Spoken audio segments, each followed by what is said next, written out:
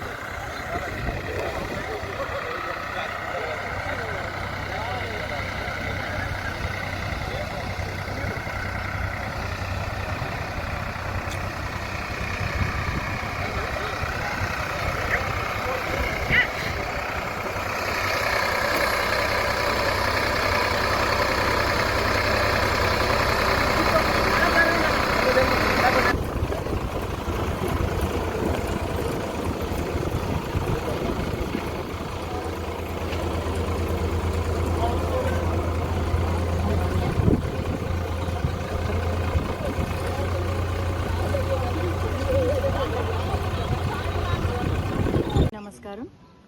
ఈరోజు గౌరవ ముఖ్యమంత్రి నారా చంద్రబాబు నాయుడు గారి ఆధ్వర్యంలో రైతే రాజు, రైతు బాగుంటే, రైతు సంతోషంగా ఉంటే రాష్ట్రం కూడా సంతోషంగా ఉంటుంది, రాష్ట్రం అభివృద్ధి చెందుతుంది, ఇంకా అభివృద్ధి చెందుతుంది అనే ఉద్దేశంతో రైతన్నకు పెద్దపీట వేస్తూ రైతన్నకు PM కిసాన్ నుంచి అయితేనేమి, లేకపోతే అన్నదాత సుఖీభవ ఏదైతే ఉందో, అలాగే రైతన్నకు చిట్ట చివరి ప్రాంతమైన కుప్పంలో కూడా నీళ్లు అందించడం, ఈరోజు చెరువులు నింపడము అన్నీ కూడా రైతన్న బాగుండాలనే ఉద్దేశంతో ఈరోజు ముందుకు వెళ్తుంది మన ప్రభుత్వం.